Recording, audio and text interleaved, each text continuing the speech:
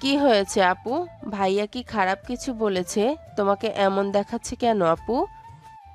চৈতালি কাপা কণ্ঠে বলে। তুই এই ছেলেকে প্রশ্রয় দিস না ফাল্গুনি। দয়া করে আমার এই কথাটা রাখ। আমার বিষয় নিয়ে দীপ্রর সাথে কোনো আলাপ করিস না। ও আজকাল যা শুরু করেছে, মা যদি একবার টের পায় রে বনু, তাহলে আমার সব দোষ আমাকেই দিবে।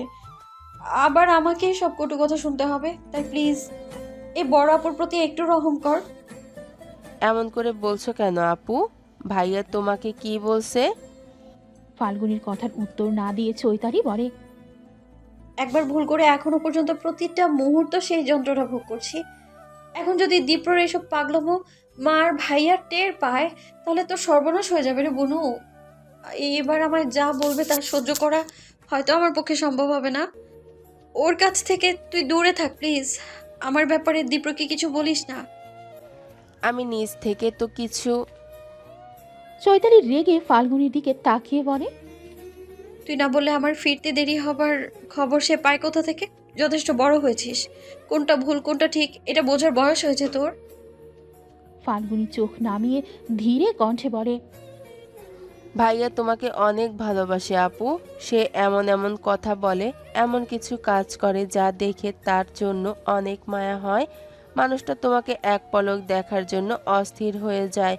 সব সময় সব কিছু নিয়ে এমনভাবে অনুরোধ করে যে তাকে আমি না বলতে পারি না।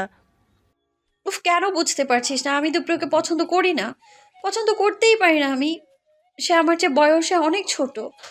অসম প্রেম, অসম সম্পর্ক, এখানে কোনো কিছুই ঠিক নেই। ঠিক থাকলেও আমি আর এসবে জড়াতাম না। সেখানে দীপ্র, তুই এসব ভাবিস কি করে? তুই কি চাস বলতো মা আমার সাথে আরো কঠোর হোক? এটাই চাস তুই? না না আপু, এসব কি বলছো? আমি তো চাই সব আবার আগের মতো হোক, এমনকি মা আর তোমার সম্পর্কটাও। ফাল্গুনি আর কিছু বলতে পারে না, মন খারাপ করে চুপচাপ নিজের রুমে চলে যায়। এদিকে এসব চিন্তায় বিরক্ত হয়ে চোখ বন্ধ করে শুয়ে পড়ে চৈতালি। খুব ইচ্ছে করে রাতের আকাশের সাথে নিজের একাকিত্ব ভাগাভাগি করতে, কিন্তু সেটা আর হয়ে ওঠে না। কারণ এই মুহূর্তে সে আবার দীপ্রর সম্মুখীন হতে চায় না। প্রায় 2 ঘন্টা ধরে ছাদে বসে আছে চৈতালি। ফজরের নামাজের পরেই ছাদে এসেছে। নানা চিন্তায় কাল রাতেও ভালো ঘুম হয়নি তার। রাতের শেষ ভাগে যখন হালকা ঘুম ঘুম ভাব এসেছিল, তখনই আজানের শব্দে ঘুম ভেঙে যায়। আজ শুক্রবার, কলেজ বন্ধ থাকায় নামাজ শেষ হতেই ছাদে চলে আসে চৈতালি। প্রিয় গাছগুলোতে পানি দিয়ে পাশেই বসে বসে আকাশ দেখতে থাকে। এই ভোরে আকাশে পাখিদের দল বেঁধে উড়ে বেড়ানো দেখতে চমৎকার লাগে। কিছুদিন ধরে তার নিজের বাগানেও ভোর হলেই বিভিন্ন পাখিরা এসে বসে ডাকাডাকি করতে থাকে। বিশেষ করে চড়ুই শালিক, কখনো কখনো 2-3টা কবুতরও আসে। ভোরবেলা আশেপাশে নীরবতার মাঝে হঠাৎ হঠাৎ রিকশার টুংটাং শব্দ, পাখিদের ডাক, ঠান্ডা বিশুদ্ধ হাওয়া আর গাছে ফোটা নানান রঙের চমৎকার কিছু জবা সহ অন্যান্য ফুল, সব মিলিয়ে দারুণ পরিবেশ। এমন পরিবেশে মন খারাপের গল্পগুলোও যেন পালাতে চায়। ক্ষণিকের জন্য চৈতালি ভুলেও যায় সব, কিন্তু পরক্ষণেই আবার সব ভিড় জমায় মন মস্তিষ্কে। এসব মন খারাপের গল্পগুলো যেন আর ভুলবার নয়। এমন সময় ঠান্ডা বাতাস এসে শরীর ছুঁয়ে যেতেই কেঁপে ওঠে চৈতালি। চোখ বন্ধ হয়ে আসে নিমিষেই। তাকিয়ে দেখে প্রভাতের আলো পৃথিবীকে আলোকিত করার আগেই দূরের আকাশে আবার মেঘ জমতে শুরু করেছে।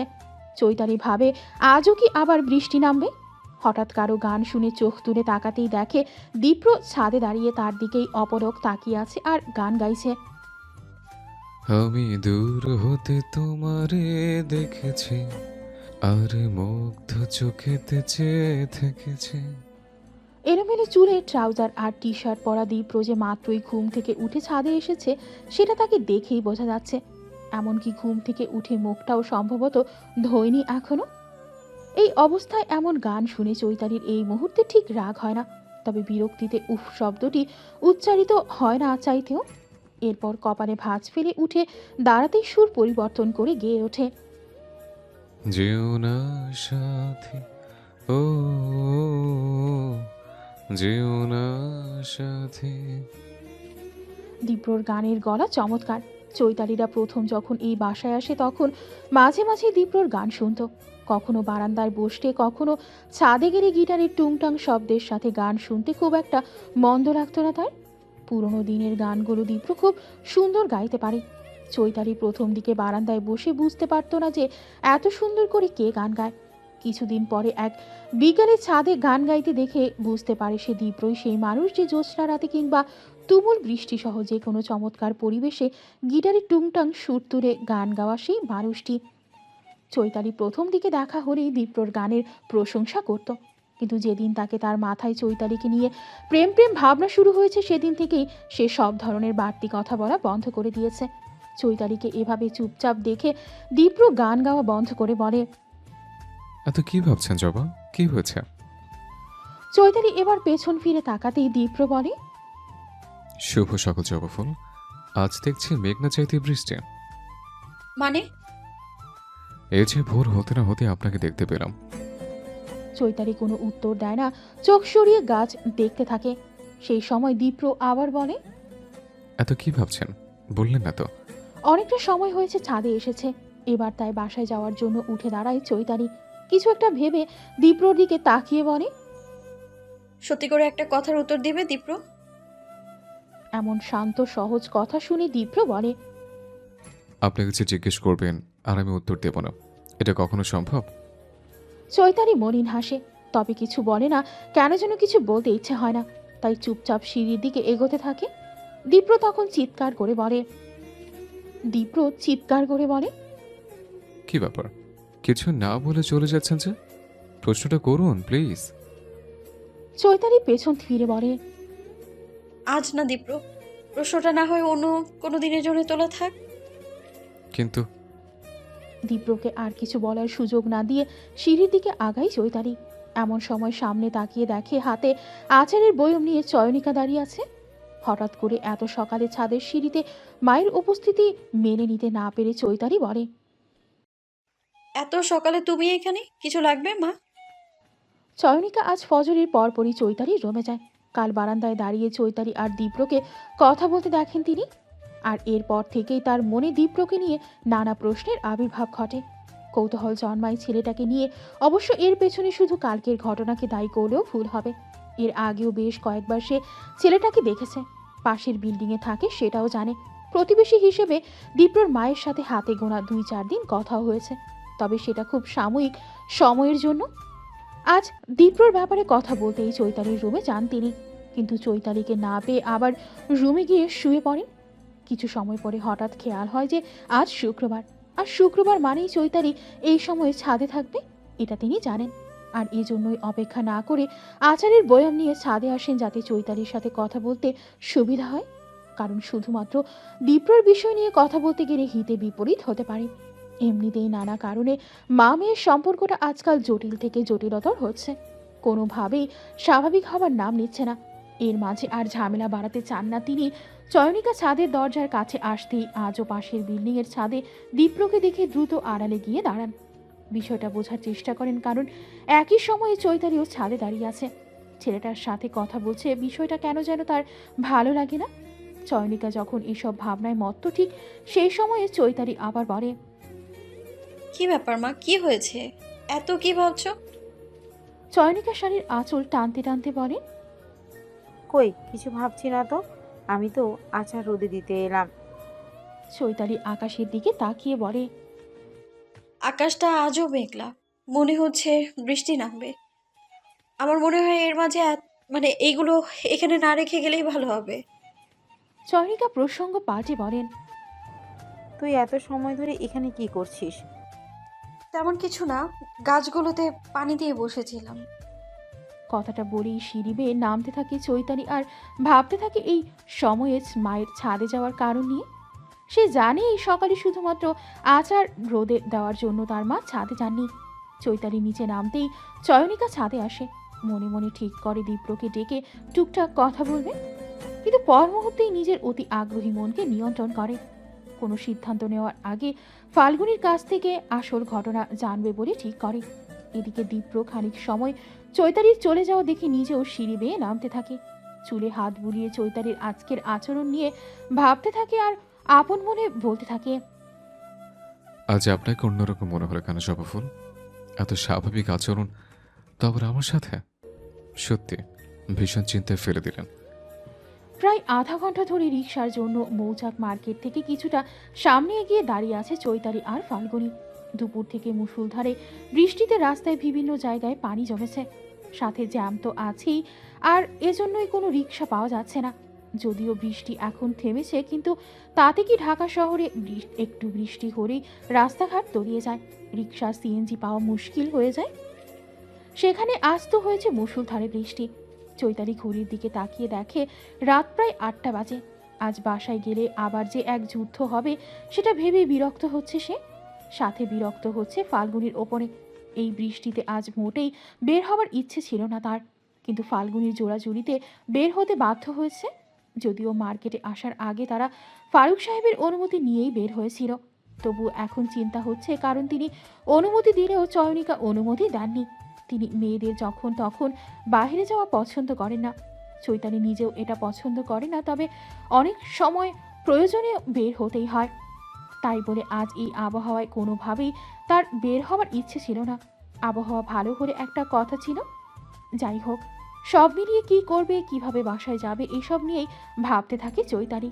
এর মাঝেই ফাল্গুনি কিছু বলতে নিলে চৈতালি চোখ গরম করে তাকায় তার দিকে, রাগে গজগজ করতে করতে বলে, এতবার বললাম এই বৃষ্টির মাঝে আজ বের হতে হবে না, কিন্তু কে শোনে কার কথা? এখন কিভাবে বাসা যাব বল? ফাল্গুনি কপালে ভাঁজ ফেলে বলে, রাগ করছো কেন আপু? আমি কিভাবে বুঝবো যে আবার বৃষ্টি নামবে?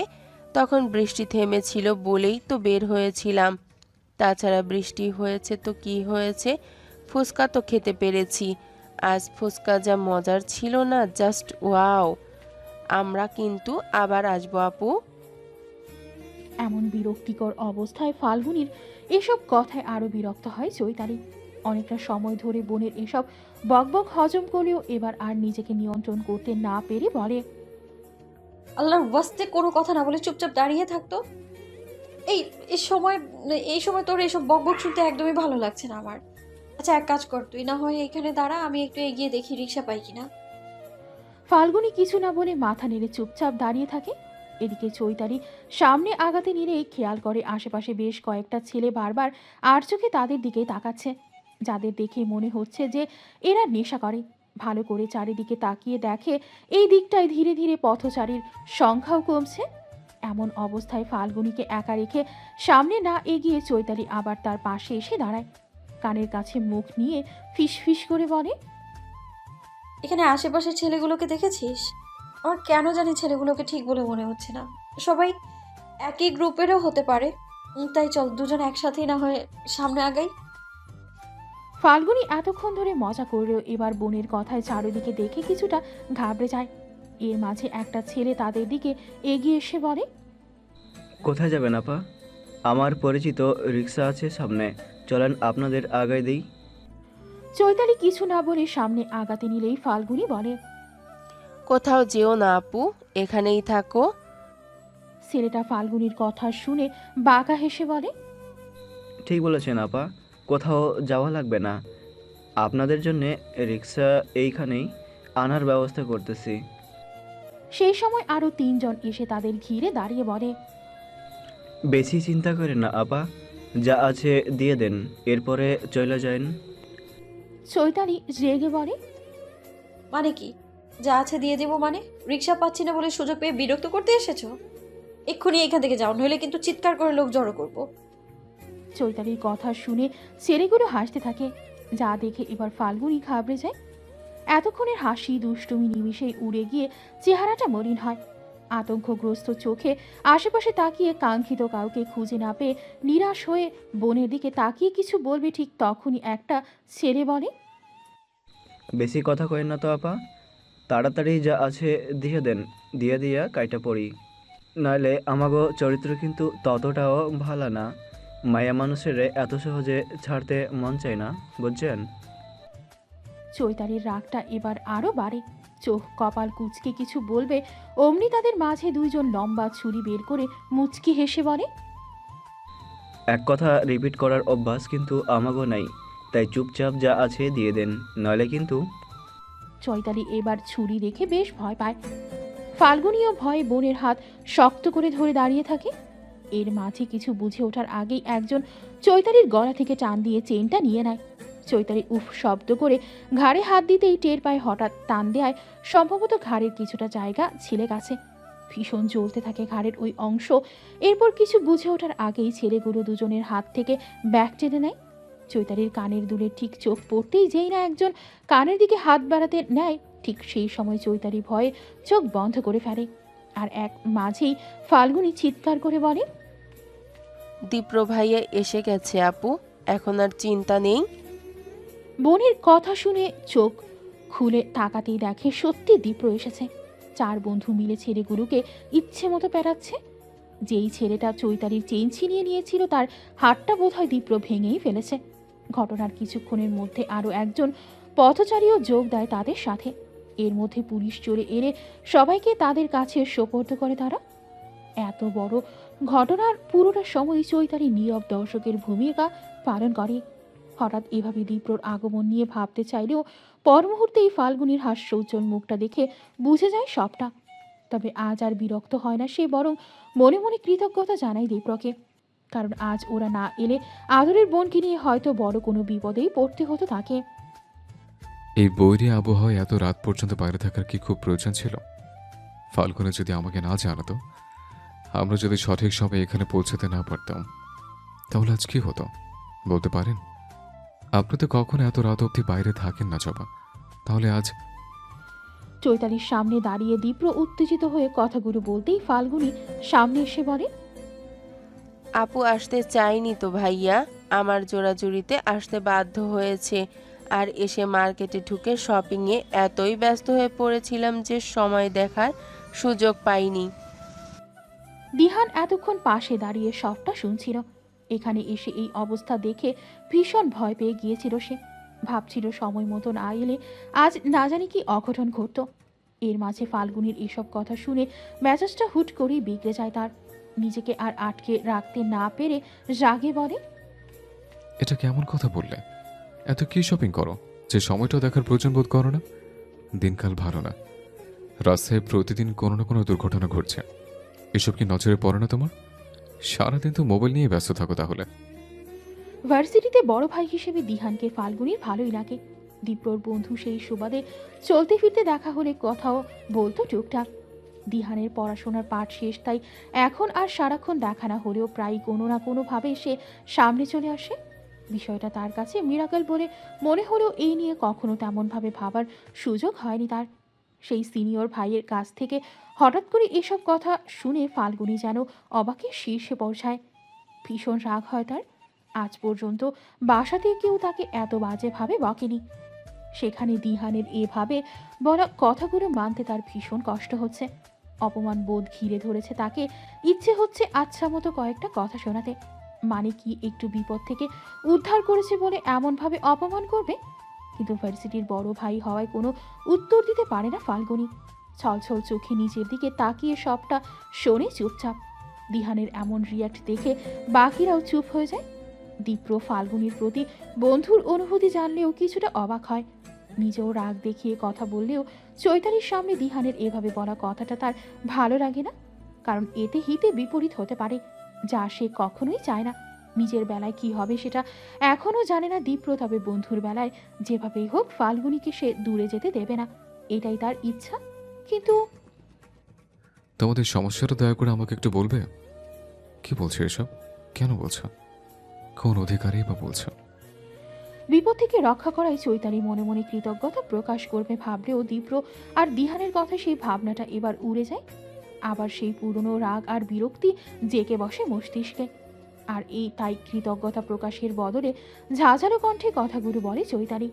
এদিকে চৈতালির কথা শুনে দিহান সহ বাকিরা ঘাবড়ে গেলেও দীপ্র আজ ঘাবড়ায় না, বরং খানিকটা কঠিন করে বলে, সবটা জানার বোঝার পরেও এমন প্রশ্ন করছেন?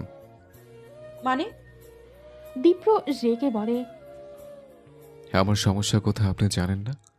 আজ যদি ছেলেগুলো খারাপ কিছু করতো তাহলে? তাহলে কি হতো? কি বা এমন করতো বলো তো? সব ছিনিয়ে নিয়ে যেত, এই তো। এর বেশি আর কি? আমাদের তুলে নিয়ে। দীপ্র এবার আঙুল তুলে চোখ বড় করে বলে, চুপ করুন জবা, দয়া করে এমন কোনো বাজে কথা বলবেন না যা আমি সহ্য করতে পারবো না। চৈতালি কপাল কুঁচকে উফ শব্দ করতেই ফাল্গুনি তার হাত ধরে কিছু বলবে, অমনি চৈতালি কণ্ঠে কঠোরতা এনে বলে, শোনো দীপ্র, আমি মানছি তোমরা এসে আমাদের রক্ষা করেছো, কিন্তু এই জন্য আমরা তোমাদের কাছে কৃতজ্ঞ। কিন্তু রক্ষা করেছো বলে যা নয় তাই বলছো, খবরদার, খবরদারি করছো। এইসব কি? এই অধিকার তো আমি তোমাদের দিইনি। আজ যেন দীপ্রর মেজাজ একটু বেশি বিগড়ে গেছে। মাথায় শুধু ঘুরপাক খাচ্ছে যদি বড় কোনো অঘটন ঘটত। এর মাঝে আজ চৈতালির বলা কথাগুলো শুনে তার ভীষণ অসহ্য লাগে। এতবার ভালোবাসার কথা প্রকাশ করার পরেও বলছে কিসের অধিকার? এত ভালোবাসার ছিটে ফোটাও কি তার মনে নাড়া দেয় না? এত পাষাণ? এসব ভাবনার মাঝেই চৈতালি আবার রাগ দেখিয়ে বলে, আমি কিছু জানতে চেয়েছি দীপ্র। ক্ষিপ্র এবার সামনে এসে চৈতালির কাঁধে হাত রেখে উত্তেজিত হয়ে বলে, অধিকার আবার কি? হ্যাঁ, বারবার কি শুনতে চান? আপনাকে ভালোবাসি, এটাকে আপনি জানেন না? তাহলে কিসের অধিকারের কথা বলছেন? ভালোবাসে মানুষের উপরে সব ধরনের অধিকার খাটানো যায়। মনে রাখবেন, আমার ধৈর্যের পরীক্ষা নেবেন না প্লিজ। আর হ্যাঁ, এত রাত অবধি আর কখনো বাইরে থাকবেন না। দীপ্র কথাগুলো বলতেই চৈতালি রেগে তার হাতটা এক ঝটকায় সরিয়ে দেয়। সামনে দিয়ে একটা রিক্সা যেতে দেখলে ডেকে সেটাই উঠে বসে। সবকিছু এত দ্রুত ঘটে যে উপস্থিত সবাই কে কী করবে বা বলবে বুঝতে পারে না, কারণ এর আগে কেউ কখনো প্রিয় বন্ধুকে এমন আচরণ করতে দেখেনি। ফাল্গুনিও অন্যদের মতো চুপচাপ বোকা বোকা চোখে তাকিয়ে দেখে সবটা। এর মাঝে চৈতালি ঝাঝালো কণ্ঠে বলে, রিক্সায় বসার জন্য কি তোকে আলাদাভাবে ডাকতে হবে ফাল্গুনি? বনের ঝাঁঝালো ঢাকে ধ্যান ভাঙে ফাল্গুনির। দৌড়ে গিয়ে রিকশায় চড়ে। বসতেই চৈতালি বলে, তাড়াতাড়ি চলেন মামা। রিকশা চলতে থাকে। এদিকে এতটা সময় দীপ্র চুপচাপ দাঁড়িয়ে থাকলেও চৈতালি রিকশা চলতে শুরু করলে সে নিজেও বাইকে উঠে স্টার্ট দেয়। চার বন্ধুর দুটি বাইক ধীর গতিতে চলতে থাকে রিকশার পেছনে পেছনে। প্রেমিকাকে কঠিন পাহারায় ঠিকঠাকভাবে বাসায় পৌঁছে দেয়াই যেন এই মুহূর্তে তার একমাত্র কাজ। ফাল্গুনি ঘাড় ঘুরিয়ে এক পলক দেখে, না চাইতেও দিহানের চোখে চোখ পড়ে। সাথে সাথে সামনে তাকিয়ে চৈতালিকে বিষয়টা জানাতেই চোখ দুটো জ্বলতে থাকে তার। পানিতে টই টুম্বুর হলে চোখ বন্ধ করে ফেলে সে। গাল বেয়ে গড়িয়ে পড়ে দুফোঁটা অশ্রু। তবে সেটা বুঝতে দেয় না বোনকে, কারণ তীব্র যন্ত্রণার এই চোখের জল একান্ত তার নিজের।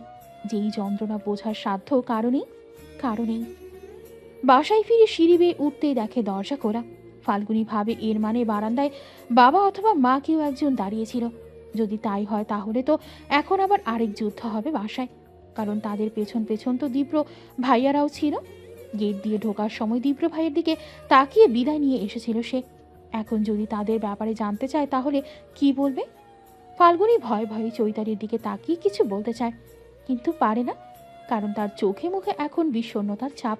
এই মুহূর্তে এসব বলা মানে আরেক বিপদ।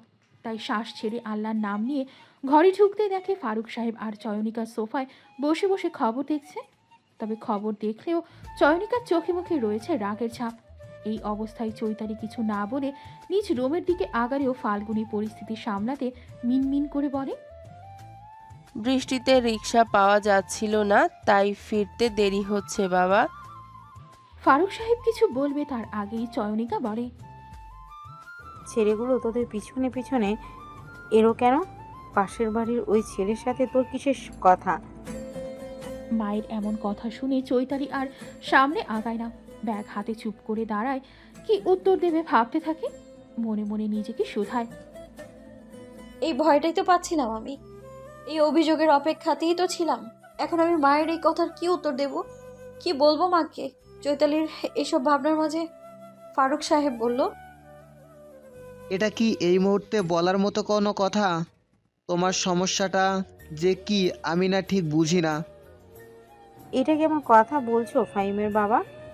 অপরিচিত একটা ছেলের সাথে কি কথা বললো? কেন ওদের পিছন পিছন ছেলেগুলো এলো? এসব আমি জানতে চাইবো না? চাইবে, অবশ্যই চাইবে, তবে সেটারও একটা সময় আছে। মানে? আমার মেয়েরা বড় হয়েছে চয়নিকা, ভালো মন্দ বোঝার বয়স তাদেরও হয়েছে। তাই প্রথমেই অযৌক্তিক কিছু না জিজ্ঞেস করে ফিরতে দেরি হবার কারণটা আগে জিজ্ঞেস করো। তাদের চেহারা দেখে বোঝার চেষ্টা করো যে তারা কোনো বিপদে পড়েছিল কিনা? ফারুক সাহেবের কথা শুনে ফাল্গুনি স্বস্তি নিঃশ্বাস ফেলে। দ্রুত পায়ে বাবার পাশে এসে দাঁড়িয়ে কোনো দেরি হলো দীপ্র আর তার বন্ধুরা কিভাবে তাদের দুজনকে বাঁচালো সেই পুরো ঘটনা খুলে পড়ে। এসব শুনে তারা দুজনেই বেশ ভয় পান।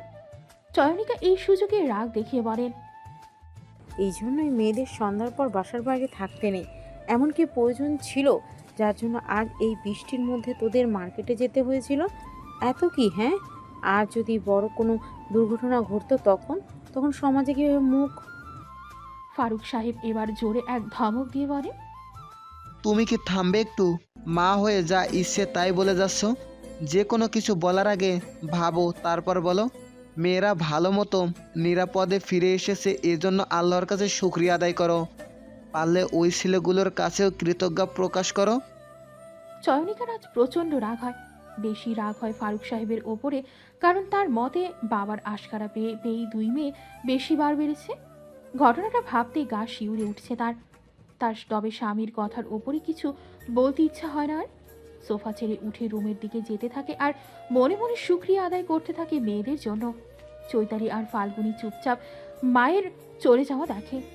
বাবা মায়ের কথা কাটাকাটি তাদের ভালো লাগে না, তবুও মেনে নিতে হয়, কারণ যেখানে দুজনের কথাই সঠিক সেখানে তারা ঠিক করে কার পক্ষে হয়ে কথা বলবে বুঝতে পারে না।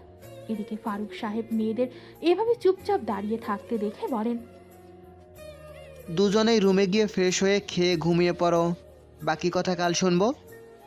ফাল্গুনি ঘাড় কাত করে চলে যায় নিজের রুমে, আর চৈতালিও নিঃশব্দে রুমে গিয়ে দরজা বন্ধ করে দেয়। দরজার ওপাশে বসে নীরবে কাঁদতে থাকে। যেই কান্নার আওয়াজ কারো কাছে পৌঁছানো মানা। সকাল 11টায় দীপ্র বারান্দায় পায়চারি করছে আর একটু পরপর চৈতালির নাম্বারে ডায়াল করছে, কিন্তু না, কল ঢুকছে না। রাতে একবার কল ঢুকেছিল কিন্তু রিসিভ করেনি। দীপ্র অবশ্য জানতো যে রিসিভ করবে না, তবুও সাহস করে ফোন করেছিল। এরপর অনেকগুলো মেসেজও পাঠিয়েছিল, কিন্তু এখন পর্যন্ত তার একটাও সিন হয়নি। ভেবেছিল সকালে কলেজে যাওয়ার সময় মাফ চাইবে, হাত জোর করে সরি বলবে, কিন্তু না, ভাগ্য আজ এদিক থেকেও সহায় হয়নি তার।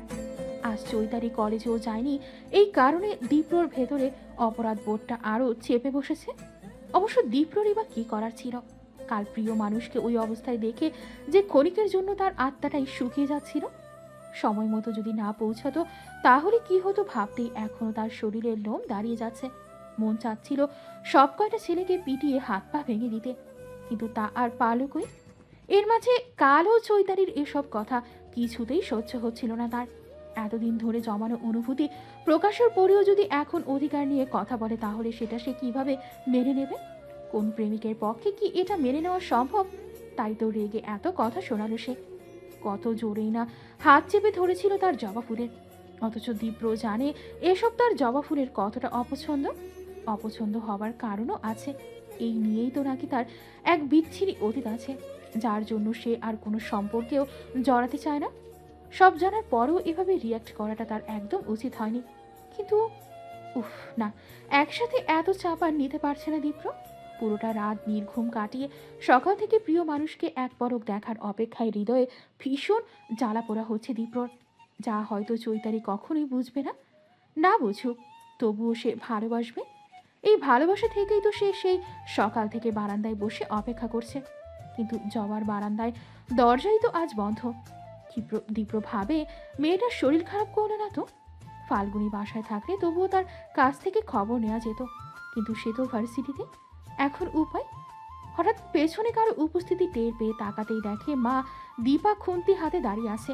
দীপ্র কিছু বলবে অমনি তিনি বলেন, কিরে দীপ্র, আজকে নাস্তা খাবি না? বেলা কয়টা বাজে খবর আছে? তোদের এই দফায় দফায় নাস্তা পর্ব শেষ করতেই তো আমার সকাল পুরো শেষ। এরপর দুপুরের রান্না কখন বসাবো? দীপ্রর সামনে তাকিয়ে বলে, খেতে ইচ্ছা করছে না, তুমি যাও রান্না বসাও। ছেলের চোখে মুখে চিন্তার ছাপ দেখে দীপা এবার দীপ্রর কাছে এসে কাঁধে হাত রাখে, কণ্ঠ নামিয়ে বলে, কি হয়েছে বাবা, কোনো সমস্যা? তোকে আজ এমন দেখাচ্ছে কেন? কিছু হয়নি মা, আমি ঠিক আছে, তুমি যাও তো, তোমার কাজ করো। খানিকটা বিরক্তি নিয়ে বলা দীপ্রর কথা শুনে দীপা মন খারাপ করে। কারণ আগে কখনো সে মায়ের কথা এভাবে রিয়াক্ট করতো না। দীপা খেয়াল করেছে বেশ কিছুদিন যাবৎ দীপ্র অল্পতেই বিরক্ত হয়, কেমন উদাস হয়ে থাকে। কিছু নিয়ে যে সে ভীষণ চিন্তায় আছে সেটা বোঝাই যাচ্ছে, কিন্তু কি নিয়ে? মাকে এভাবে দাঁড়িয়ে থাকতে দেখে দীপ্র বলে, কি ব্যাপার মা? যাও, বললাম তো আমি নাস্তা খাবো না, ভালো লাগছে না। কি হয়েছে বাবা? এভাবে কথা বলছিস কেন? তোর বাবার কথায় বিরক্ত হচ্ছিস? কি হয়েছে বাবা, বল না। তুই তো আগে কখনো এভাবে রাগ করতি না, এভাবে আমার সাথে কথা বলতি না, তাহলে আজকাল? ছেলের মাথায় হাত বুলিয়ে দীপা বেশ আদুরে কণ্ঠে কথাগুলো বলতেই দীপ্রর হুঁশ ফেরে। মনে মনে ভাবে, সত্যিই তো, আগে তো কখনো মায়ের সাথে আমি এভাবে কথা বলিনি, তাহলে আজ কেন? জবর অবহেলা আমার সব কিছুতে প্রভাব ফেলছে, যা ভীষণ অন্যায়। মাকে কিভাবে বলি যে আমি এসব ইচ্ছে করে করছি না, আপনা আপনি হয়ে যাচ্ছে? কিভাবে বলি যে ভালোবাসার মানুষটির এত অবহেলা আমি আর নিতে পারছি না, যার জন্য আমার এমন মনে হচ্ছে। দীপ্র কোনো উত্তর না দিলে দীপা আবার বলে, কি হয়েছে বাবা? এবার দীপ্র মায়ের দিকে ফিরে নিজেকে সামনে বলে, তেমন কিছু না মা, আসলে সামনে একটা পরীক্ষা আছে তো, ওটা নিয়ে একটু টেনশন হচ্ছে। তুমি তো চিন্তা করো না। দীপা আর কথা বাড়ায় না। ছেলের বলা কথাকে সত্যি বলে মেনে নিয়ে চলে যেতে নিলেই দীপ্র আবার বলে, মা শোনো, সকালে বাইরে নাস্তা খেয়েছি তো, তাই খেতে নেই। মিথ্যে কথাটা বলেই সামনে তাকায় দীপ্র। দীপার বোন মা না মানলেও ছেলের বলা কথাগুলোকে সত্যি ভেবেই চলে যায় রান্না বসাতে। এদিকে দরজা ধাক্কানোর শব্দে ঘুম ভাঙে চৈতালি। চোখ খুলে ঘড়ির দিকে তাকিয়ে সময় দেখতেই তাড়াতাড়ি উঠে বসে। উঠে বসতেই টের পায় অতিরিক্ত কান্না আর এত বেলা পর্যন্ত ঘুমানোর জন্য মাথা চোখ সব ব্যথা করছে। কাল অবশ্য বৃষ্টির পানিও মাথায় লেগেছিল, মাথা ব্যথার কারণ সেটাও হতে পারে। এসব ভাবতেই আবার দরজায় টোকা পড়লে চৈতালি উঠে দরজা খুলতেই দেখে ফারুক সাহেব দাঁড়িয়ে আছেন। দরজা খুলতেই তিনি বলেন, কিরে মা, আজ তোর কলেজ ছিল না? যাসনি কেন? আর চোখ মুখ এভাবে ফুলে আছে কেন? চৈতালি দরজা থেকে ফিরে খাটে বসতে বসতে বলে, জ্বর জ্বর লাগছিল তাই যাইনি বাবা, প্রচন্ড মাথা ব্যথা করছে। ফারুক সাহেব কাছে এসে কপালে হাত দিয়ে দেখে সত্যি কপালটা গরম, তবে বেশি নয়। জ্বর আসবে আসবে ভাব। মেয়ের এই অবস্থা দেখে তিনি চিন্তিত ভঙ্গিতে বলেন, কাল তোদের বাইরে যাওয়ার অনুমতি দেওয়াটা আমার উচিত হয়নি। এই বৃষ্টিতে কেন যে যেতে দিছিলাম? বাবার কথা শুনে চৈতালি বলে, এভাবে কেন বলছো বাবা? ভুলটা আমার। আমার উচিত ছিল সময় বুঝে কাজ করা, যে আমি পারিনি, এজন্য বিপদেও পড়েছিলাম। ভুল তোর একার না, ফাল্গুনির জন্য যে দেরি হয়েছে সেটা আমার জানা আছে। ও অনেক কিছু বোঝে না, তাই সব সময় ও সব আবদার মানবি না। চৌধুরী বাধ্য মেয়ের মতো মাথা ঝুঁকায়। ফারুক সাহেব বলেন, ফ্রেশ হয়ে এসে কিছু খেয়ে ঔষধ খেয়ে নে, দেখবি ভালো লাগবে। তুমি যাও, আমি ফ্রেশ হয়ে আসছি। ফারুক সাহেব মেয়ের মাথায় হাত বুলিয়ে চলে যেতেই মোবাইলের লাইট জ্বলে ওঠে। কাল যে কখন মোবাইল সাইলেন্ট করে রেখেছে মনে নেই তার। চৈতালি হাই তুলতে তুলতে মোবাইল হাতে নিতেই দেখে অসংখ্য মিসড কল আর মেসেজ, যার সবটাই এসেছে দীপ্র নাম্বার থেকে। চৈতালি বিরক্ত হয়, ভীষণ বিরক্ত হয়। নামটা দেখেই রাগে দাঁত কিরমিরিয়ে বলে, বেয়াদব একটা। এরপর মোবাইলটা বিছানায় ছুঁড়ে ফেলে চলে যায় ওয়াশরুমে। এদিকে দীপ্র নিজেও হতাশ হয়ে রুমে গিয়ে বিছানায় ছুঁড়ে ফেলে মোবাইল। তপ্ত হৃদয়ে বিড় করে বলে ওঠে, শেষ পর্যন্ত কিনা একটা হৃদয়হীন রমণীর প্রেমে আমায় পড়তে হলো। আমার এত এত ফোন কল মেসেজ, কোনো কিছুই কি তার চোখে পড়ে না? দুপুর বিকেল গড়িয়ে রাত হয়েছে। চৈতালি আজ সারাদিনে তার বারান্দায় দরজা খোলেনি। মাঝে একবার রহিমা খালা এসে ঘর পরিষ্কার করার সময় খুললেও তার নির্দেশে আবার লাগিয়ে দিয়ে যায়। চৈতালি জানে বারান্দায় গেলেই তাকে দীপ্রর সম্মুখীন হতে হবে, যা এই মুহূর্তে সে একেবারেই চায় না। এতদিন তবুও সহ্য করেছে, কিন্তু কাল তার কথা আচরণ কোনোটাই মেনে নিতে পারছে না চৈতালি। বয়সে ছোট একজনের এমন অনধিকার চর্চা, এভাবে স্পর্শ, এসব আর মেনে নেওয়ার মতো না। তাছাড়া বিষয়টা মায়ের নজরেও পড়েছে। এক দোষে দোষী হয়ে আজ অবধি কথা শুনতে হচ্ছে তাকে। এখন আবার নতুন কাউকে নিয়ে কোনো কিছু শুনতে নারাজ সে। আর তাই তো অনেক ভেবে দীপ্রকে ব্লক দিয়ে তার নাম্বারটা ডিলিট করে দিয়েছে সে। চৈতালি জানে এতেও হয়তো কোনো কাজ হবে না, তবুও দিয়েছি এই ভেবে যে সে অন্তত জানুক যে চৈতালি তাকে একেবারেই পছন্দ করে না, যার সর্বশেষ সংকেত হলো এই ব্লগ। মাথা ব্যথা একটু কমাই চৈতালি। বসে বসে হুমায়ুন আহমেদের উপন্যাস অপেক্ষা পড়ছে এমন সময় ফাল্গুনি এক প্লেট পাকোড়া নিয়ে রুমে এসে তার পাশে বসে খেতে খেতে বলে, নাও পকোড়া খাও, মা বানিয়েছে। এই বৃষ্টিতে এসব খাওয়ার মজাই আলাদা, তাই না আপু? যদিও আজ বৃষ্টি নেই তবুও। সারাদিন পর এসে ফাল্গুনি এখন এমনভাবে কথা বলছে যেন কিছুই হয়নি, সব কিছুই স্বাভাবিক আছে। অথচ সব মিলিয়ে চৈতালি প্রচণ্ড হতাশ, মানসিকভাবেও আছে ভীষণ অস্বস্তিতে। কারোর সাথে কোনো কথা বলতেও ইচ্ছে করছে না তার, ইচ্ছে করছে একা একা সময় কাটাতে। আর তাই কথা না বাড়িয়ে বইয়ের দিকে তাকিয়ে থাকতে ফাল্গুনি আবার বলে, এক বই আর কতবার পড়বে আপু? যতবার ইচ্ছে। ফাল্গুনি হেসে বলে, কি যে আছে এই বইতে আল্লাহ জানেন, যার জন্য আজ তুমি বোনকেও ইগনোর করছো। চৈতালি কিছু বলে না, চুপচাপ বইয়ের দিকে তাকিয়ে থাকে। ফাল্গুনিও কথা না বাড়িয়ে চুপচাপ বারান্দার দরজার কাছে যেতে নিলে চৈতালি বলে, কি ব্যাপার, ওইদিকে যাচ্ছিস কেন? আর কেন, বারান্দার দরজা খুলতে যাচ্ছি। কেমন গুমোট হয়ে আছে ঘরটা। এই সুন্দর ওয়েদার সব লাগিয়ে রেখেছো কেন আপু? কি হয়েছে? চৈতালি চিৎকার করে বলে, খবরদার দরজা খুলবি না, ভালো লাগছে না। কিন্তু না বলেছি মানে না। ভালো কিছু বলার থাকলে বল, না হলে চলে যা। আজ আমার ফালতু কিছু শোনার একদমই মুড নেই। ফাল্গুনি ফিরে এসে চৈতালির পাশে বসে মিনমিনিয়ে বলে, এত রাগ কেন তোমার? একটা মানুষ এতবার ফোন করেছে, মেসেজ দিচ্ছে, অথচ তুমি তাকে পাত্তাই দিচ্ছ না। চৈতালি কোনো উত্তর না দিয়ে বইয়ের দিকে মনোনিবেশ করে। ফাল্গুনি তখন কৌতূহলী চোখে তাকিয়ে বলে, তুমি কি ভাইয়াকে ব্লক করেছো? মানে স্থায়ীভাবে ছেটে ফেলেছো? চৈতালি কিছু না শোনার ভান করলে ফাল্গুনি এবার বা হাত রাখা একটা অয়েন্টমেন্ট সামনে ধরে বলে, ঠিক আছে, কিছু বলতে হবে না, এটা রাখো, ঘুমানোর আগে লাগিয়ে নিও। তোমার নাকি কাঁধে কি হয়েছে? আমি তো খেয়াল করিনি। ভাইয়া বলল তুমি নাকি ব্যথা। চৈতালি এবার আর চুপ থাকতে পারে না, চেঁচিয়ে বলে, ওই বেয়াদবটা তোকে আবার ফোন দিয়েছে? আবার? ফাল্গুনি এবার খানিকটা দূরে সরে বসে বলে, তো আর কি করবে বলো? তুমি ফোন রিসিভ না করে উল্টো ব্লক দিয়েছো। আরে একবার রিসিভ করে অন্তত শুনতে তো পারতে যে কি বলতে চাচ্ছে। তাহলে তো আর আমাকে এসব ঝামেলায় ঢুকতে হয় না। তোমাদের জন্য আমি শান্তিতে ক্লাসটাও করতে পারি না। সব সময় তোমার জন্য আমাকেই ভাইয়ার কথা শুনতে হয়।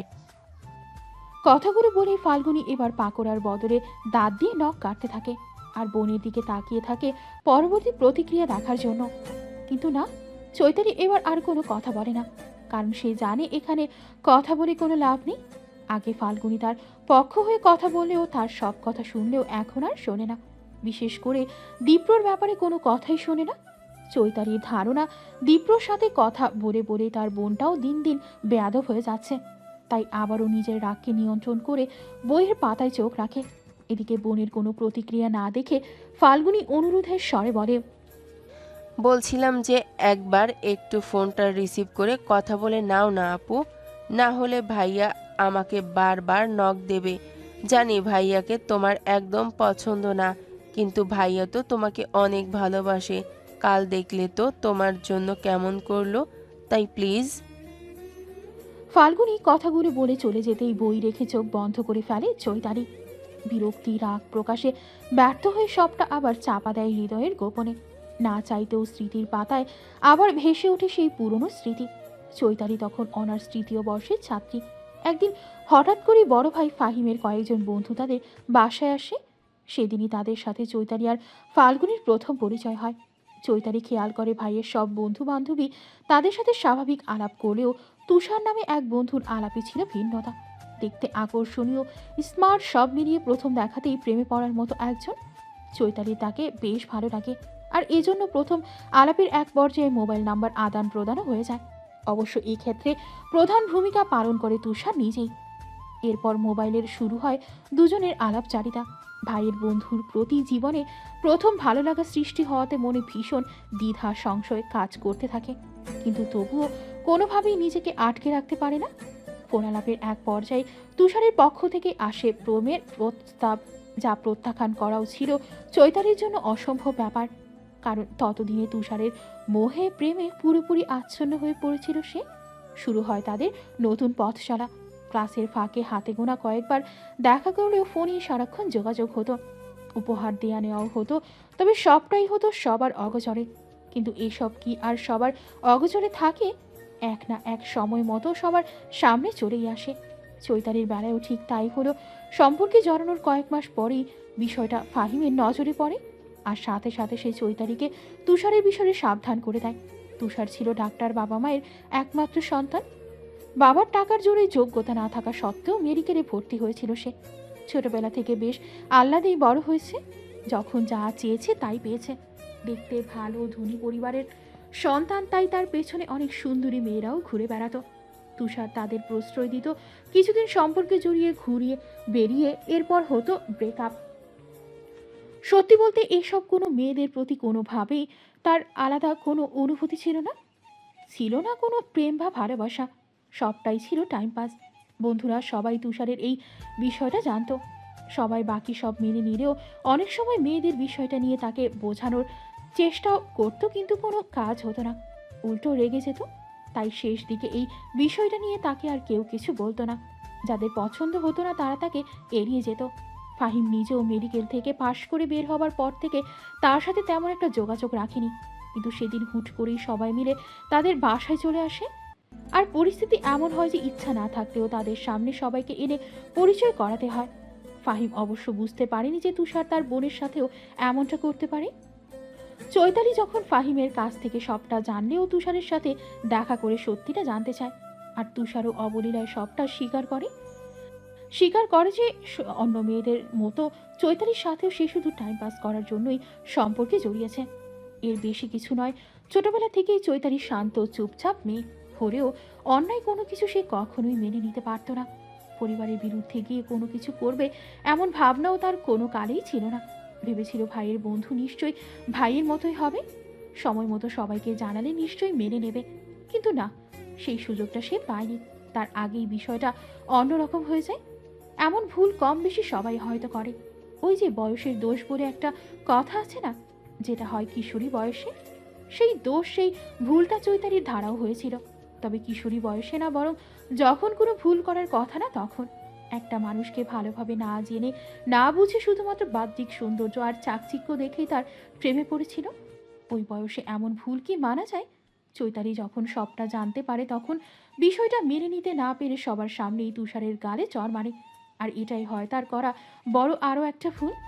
তুষার তখন রেগে সবার সামনে তাকে যাচ্ছে তাই বলে অপমান করে, অনেক আজে বাজে কথা বলে, চৈতালির যোগ্যতা নিয়ে তাকে অপমান করে, আরও এমন কিছু কথা বলে যা সে আজ পর্যন্ত মেনে নিতে পারেনি। মানবে কিভাবে? যা করেনি সেসব কি কেউ বললেই মেনে নেওয়া যায়? তুষারের সাথে চৈতালির সম্পর্কটা ছিল শুধুমাত্র ফোনালাপ। কয়েকবার দেখা হলেও এমন কোনো সম্পর্কে সে জড়ায়নি যাতে সে নিজেই নিজের কাছে ছোট হয় অথবা তার জন্য পরিবারের কাউকে কিছু শুনতে হয়। সবসময় একটা দূরত্ব বজায় রেখেই চলেছিল সে। চৈতালি সেদিন থেকে তুষারের সাথে সব ধরনের যোগাযোগ বন্ধ করে দেয়। ফেসবুক, মেসেঞ্জার সহ সব জায়গা থেকে তাকে ব্লক দেয়। ফাহিমকে অনুরোধ করে বিষয়টা যেন বাসার কাউকে না জানানো হয়। ফাহিমও বিষয়টা মেনে নেয়। কিছুদিন সব কিছু স্বাভাবিকভাবেই চলতে থাকে। তুষারের পক্ষ থেকেও কোনো যোগাযোগ না করায় চৈতালি ভাবে বিষয়টা হয়তো স্বাভাবিক হয়ে গেছে। মনে মনে এতে খুশিও হয়, কারণ ততদিনে তার সম্পর্কে আরও অনেক কিছুই জানতে পারে সে। এমন সময় হঠাৎ একদিন ফাহিমের কাছে তাদের একসাথে তোলা বিভিন্ন ছবি পাঠিয়ে অশ্লীল সব কাহিনী শোনায়, যার সবটাই ছিল মিথ্যা। চৈতালি তখন পড়ালেখার পাশাপাশি একটা স্কুলে চাকরি করত। সেখানে গিয়েও তাদের ছবি দেখিয়ে আজে বাজে কথা ছড়ায়, যার জন্য বাধ্য হয়ে স্কুলের চাকরিটাও ছেড়ে দেয় সে। তবে তখন পর্যন্ত এসবের কোনো কিছুই জানতো না চয়নিকা এবং ফারুক সাহেব। কিন্তু একদিন ফারুক সাহেবের মোবাইলেও তাদের ছবি পাঠালে আজে বাজে কথা বললে সেটা আর মেনে নিতে পারে না চৈতালি। স্মৃতিচারণের এক পর্যায়ে হঠাৎ মোবাইল বেজে উঠলে আঁতকে ওঠে চৈতালি। চোখ মেলে তাকিয়ে সবটা বুঝতে সময় নেয়। অতীতের এসব ঘটনা কোনোভাবেই মনে করতে চায় না সে, তবুও কোনো না কোনোভাবে সবটা তার স্মৃতির পাতায় বারবার ভেসে ওঠে। জীবন তো মনে হয় সব কিছু। পিছু ছাড়াতে চাইলেও পিছু ছাড়ে না। ভুল করে করা একটা ভুলের জন্য পারে না নিজেকে ক্ষমা করতে। চৈতালি কাউকে বোঝাতে পারে না জীবনের প্রথম ভালো লাগা তাকে যেভাবে কষ্ট দিয়েছে, ধোঁকা দিয়েছে, তারপর আর কোনোভাবেই নতুন করে এসবে জড়ানো তার পক্ষে সম্ভব না। তাছাড়া যেভাবে মায়ের কথাই সে শুনেছে না বিয়ের প্রসঙ্গ এড়িয়ে যাচ্ছে, সেখানে দীপ্রর বিষয় নিয়ে কিছু ভাবার তো প্রশ্নই আসে না। আজ এসব ভাবনা থেকে চৈতালি কোনোভাবেই বের হতে পারছে না। এদিকে মোবাইলে একের পর এক রিং হয়েই যাচ্ছে। চৈতালি স্ক্রিনে চোখ রাখে, দেখে একটা অপরিচিত নাম্বার থেকে বারবার কল আসছে। মনে মনে ধরেই নাই যে এটা নিশ্চয়ই দীপ্র নাম্বার। আবার হতাশ হয় বিরক্ত। সত্যিই তার আর ভালো লাগছে না। দীপ্রর এসব বাড়াবাড়িতে ভীষণ ক্লান্ত লাগে তার। প্রথমে ফোন রিসিভ করতে না চাইলেও পরে রিসিভ করে বলে, তোমার সমস্যাটা কি দীপ্র? প্লিজ আমায় একটু আমার মতো করে বাঁচতে দাও প্লিজ। দীপ্তটা আবার কে মিস চৈতালি? কাকে কি বলছেন?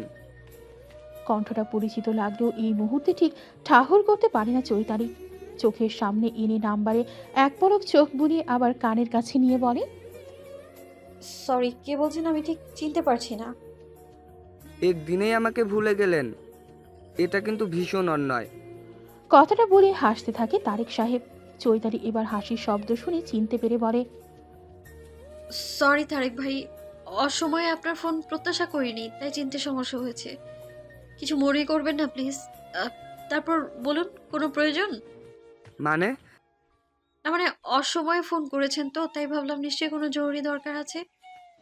তারেক সাহেব হেসে বলেন, না না, তেমন কিছু না। আজ কলেজে এলেন না, শুনলাম আপনি অসুস্থ, তাই দায়িত্ববোধ থেকেই ভাবলাম একটু খবর নেই। চৈতালি জোর করে মুখে হাসি এনে বলে, ধন্যবাদ ভাইয়া, আমি এখন ভালো আছি, চিন্তার কিছু নেই। ফোন দিয়েছেন এই জন্য অনেক ধন্যবাদ। না না না, ধন্যবাদ কেন? এটা তো আমার দায়িত্ব। তারপর বলো, এই দীপ্তটাকে? আমি আসলে এখন একটু ব্যস্ত তো, তাই ফোনটা রাখতে হচ্ছে ভাইয়া, প্লিজ কিছু মনে করবেন না। কথাগুলো বলেই ফোন কেটে দেয় চৈতালি। কারণ এই মুহূর্তে তার সাথে কথা বলারও কোনো ইচ্ছে তার নেই। আগে বুঝতে পারলে হয়তো ফোন রিসিভই করতো না। এর মাঝে আবার মোবাইল বেজে উঠলে তারেক সাহেবের ফোন ভেবে অনেকটা বাধ্য হয়েই চৈতালি ফোনটা রিসিভ করে বলে, সরি তারেক ভাই, আমার এখানে নেটওয়ার্ক সমস্যা তো, তাই লাইন কেটে গিয়েছিল। সত্যি জবা, আপনি বড্ড নিষ্ঠুর, বড্ড পাষাণ। কথাটা বলি ফোন রেখে দেয় দীপ্র। রেগে এবার নিজের ফোনটাই অফ করে রাখে। যদিও সে জানে তার অভিমান, তার ভালোবাসা বোঝার ক্ষমতা জবার নেই, হয়তো হবেও না কোনোদিন। টানা কদিন বৃষ্টির পরে আজ আবার কড়া রোদ উঠেছে। বৃষ্টির পরে রোদ ওঠায় রোদের তাপ অনেক বেড়ে গেছে। চৈত্র মাসেও এমনিতেই গরমের তীব্রতা অনেক বেশি থাকে। আকাশ মেঘলা থাকলেও গরমের তীব্রতা কমে না। সেখানে আজ তো টাটকা রোদ উঠেছে। এই রোদের মাঝেই আজ ঝামেলায় পড়েছে চৈতালি। জরুরি কাজে নীলক্ষেত আসতে হয়েছে। কলেজের জন্য কিছু বই কিনতে এসে নিজের জন্য প্রয়োজনীয় কিছু জিনিস কেনে।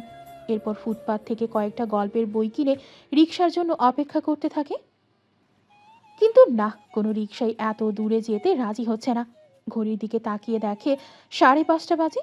চৈতালি অবাক হয়, এত বেলা হয়ে গেছে টেরই পায়নি। হঠাৎ খেয়াল হয় বাসায় তো জানাতে ভুলে গিয়েছে যে আজ ফিরতে দেরি হবে।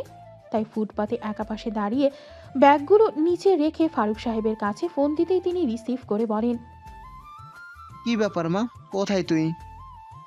এই তো বাবা, একটা কাজের নীলক্ষেত আসতে হয়েছে, কাজ শেষ হয়েছে, এখনই রিক্সায় উঠবো, চিন্তা করো না তো। ঠিক আছে, সাবধানে আসিস। কথাটা বলতেই ফোন রেখে দেয় চৈতালি। এরপর আবার শুরু হয় রিক্সা খোঁজা। এর মাঝে পাশে চেনা কণ্ঠ তাকিয়ে দেখে দীপ্র দাঁড়িয়ে আছে। নীল রঙের হালকা কোচকানো শার্ট, খোঁচা খোঁচা দাড়ি, মুখটা একেবারে শুকনো দেখে মনে হচ্ছে অসুস্থ। সেই রাতের পর কেটে গেছে 4 দিন। এই কদিন আর দেখা মেলেনি দীপ্রর।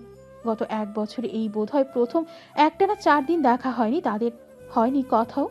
তবে প্রথম 2 দিন দীপ্রর অনুপস্থিতি তাকে বেশ স্বস্তি দিলেও গত 2 দিন ধরে কিছুটা চিন্তিতই ছিল। সেদিনের রাগটাও কিছুটা কমেছিল। মনে মনে ভেবেছিল ফাল্গুনির কাছে দীপ্র নিরুদ্দেশ হবার খবর জিজ্ঞেস করবে। কিন্তু পর মুহূর্তেই ভাবে জানতে চাওয়া ঠিক হবে না। কারণ জানতে চাইলেই হয়তো এই খবর সে দীপ্রর কাছে পৌঁছে দেবে, আর দীপ্র তখন আবার নতুন করে বিরক্ত করা শুরু করবে। তাই ভেতরে ভেতরে চিন্তা থাকলেও সেটার মুখে আনা হয়নি তার। কেমন আছেন জবা?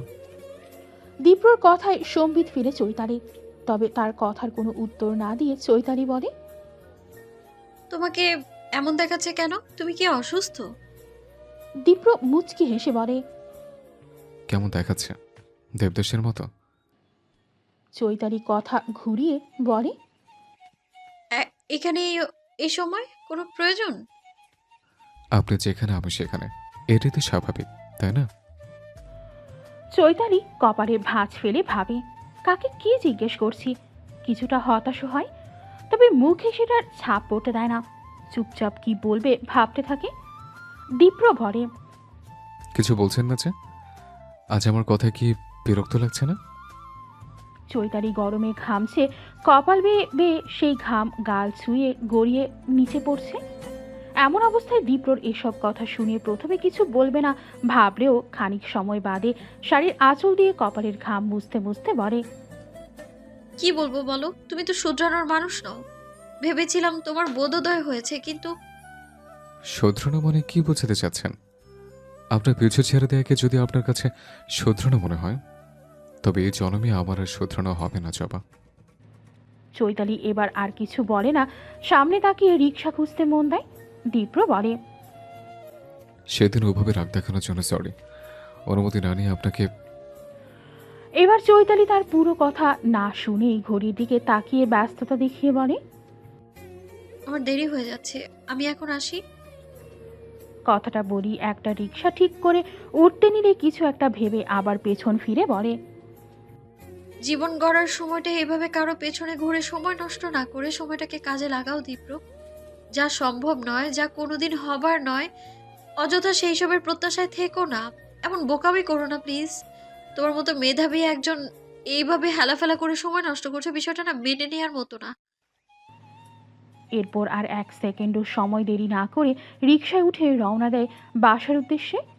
দীপ্র কিছু বলতে চাইলেও সেই সুযোগ তাকে দেওয়া হয় না। এতে অবশ্য দীপ্র মন খারাপ করে না, কারণ অনেকদিন পরে আজ যে একটু কথা হয়েছে, সামনে থেকে প্রিয় মানুষকে কিছু সময় দেখতে পেয়েছে, এটাই বা কম কি। তাই অপেক্ষা না করে সেও বাইক চালিয়ে যেতে থাকে পিছু পিছু। ক্লাস শেষ করে বের হতেই দেখে দিহান দাঁড়িয়ে আছে, হাতে মোবাইল নিয়ে ব্যস্ত ভঙ্গিতে সেদিকে তাকিয়ে কিছু একটা করছে। গত 4 দিন ধরে একই অবস্থায় দেখে ফাল্গুনী মনে মনে ভাবে, এই লোকটার সমস্যা কি? হঠাৎ করে রোজ ক্যাম্পাসে আসছে কেন, আর এসে তার ক্লাসের বাইরেই বা দাঁড়িয়ে থাকছে কেন?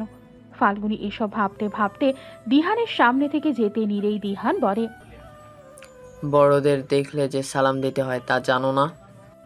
ফাল্গুনী চারদিকে চোখ বুলিয়ে কথাটা কাকে বলেছে বোঝার চেষ্টা করতেই দিহান বলে, এই যে মিস, এদিক সেদিক তাকিয়ে কি দেখছো? কথাটা আমি তোমাকেই বলেছি। সেদিনের পর থেকে দিহানকে কোনো কেন জানি ভালো লাগে না ফাল্গুনীর। সেদিনের কথাগুলো তার কাছে ভীষণ অযাচিত আর অনধিকার চর্চা বলে মনে হয়েছিল।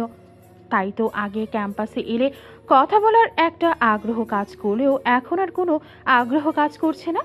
কিন্তু তবুও যেহেতু ডিপার্টমেন্টের সিনিয়র ভাই, তাই অনিচ্ছা থাকা সত্ত্বেও বলে, জি কি বলবেন বলুন ভাইয়া। একটা কাজে এসেছিলাম, হঠাৎ তোমার কথা মনে পড়লো, তাই ভাবলাম দেখা করে যাই। শত হলেও তুমি আমার বন্ধুর হবু শালিকা। জি তো চলো, সেই আনন্দে আজ তোমাকে কফি খাওয়াই। হঠাৎ এমন প্রস্তাব পেয়ে ফাল্গুনী বেশ অবাক হয়ে বলে, মানে? দিহান মোবাইল পকেটে রাখতে রাখতে বলে, কোনো মানে নেই, একসাথে কফি খাবো, তোমাকে ট্রিট দিব। কি উপলক্ষে? কোন সুখবর আছে কি? না নেই, তবে হতে কতক্ষণ? ফাল্গুনীর কপালে চিন্তার ভাঁজ পড়ে। বিষয়টা বুঝতে সময় নেয় কয়েক সেকেন্ড। সিনিয়র ভাই ট্রিট দেবে, বিষয়টা বেশ অন্যরকম। নিজেকে স্পেশাল মনে হয়। অন্য সময় হলে হয়তো এতক্ষণ রাজি হয়ে যেত, কারণ দীপ্র আর দিহান ভাইয়া সবার থেকে একটু আলাদা। সবাই তাদের অনেক পছন্দ করে। দীপ্র ভালো গান গায়, তাই এখনও কোনো প্রোগ্রাম হলেই তার ডাক পড়ে। টিচাররা তাদের বেশ পছন্দ করে। ডিপার্টমেন্টের সবাই যখন বিষয়টা জানতো তখন একটু আলাদা ভাবও নিত পারত সে, কিন্তু আজ তো এটা একেবারেই সম্ভব না। এত সহজে সব ভুলে গেলে হবে না।